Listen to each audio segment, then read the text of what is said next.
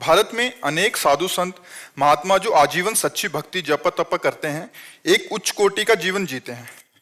उनको शायद शरीर त्यागने पर दोबारा जन्म ना लेना पड़े, पर संसारिक और सामान्य दृष्टि से उनका जीवन बहुत कठोर और कष्टपूर्ण होता है। पहली बात यह होती है कि सती को पातिव्रत धर्म में कष्ट महसूस नहीं होता, उसे प्यार महसूस होता है। व्यभिचारिणी को एक पति के अधीन रहने में कष्ट का अनुभव होता है। समझ पा रहे हो ना हम? जो साधु महात्मा भगवान के मार्ग में सच्चाई से चलते हैं, उनको कष्ट का अनुभव नहीं होता, उनको परमानंद का अनुभव होता है। अगर कष्ट का अनुभव हो तो चला ही नहीं जा सकता, क्योंकि हम चले हैं। ये नहीं होता कि भाई आप अनुमान करके कह रहे हो, हम उसे जिए हैं। वो साधु महात्मा का जीवन गुरु भगवान की कृपा से जिए हैं। 13 वर्ष की अवस्था से लेके अभी तक जो भी आयु है उसे जिए हैं, तो कष्ट का अनुभव थोड़ी होता है।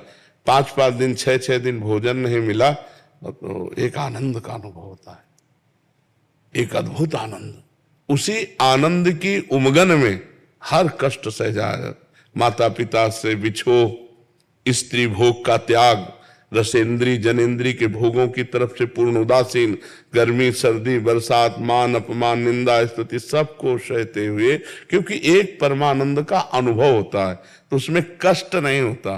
कष्ट देखने वाले को लगता है, उसमें नहीं। जैसे वीर पुरुष को युद्ध क्षेत्र में कष्ट का अनुभव नहीं होता, उसके अंदर एक उन्माद होता है विजय सिंह प्राप्त करने का, और जब उसके अंगों में घाव होता है तो उसके अंदर और उन्माद प्रबल होता है। लेकिन कायर पुरुष को ये देखकर लगता है बहुत कष्ट है इसे। समझ पा रहे ना?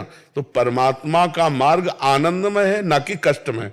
संसार का मार्ग कष्टमय है, परमात्मा का जो मार्ग है वो आनंदमय है। स्वयं परमात्मा श्री कृष्ण इस संसार को दुखालयम अशाश्वतम कह रहे हैं। पहली तो ये बात हुई। अब दूसरी बात ये हुई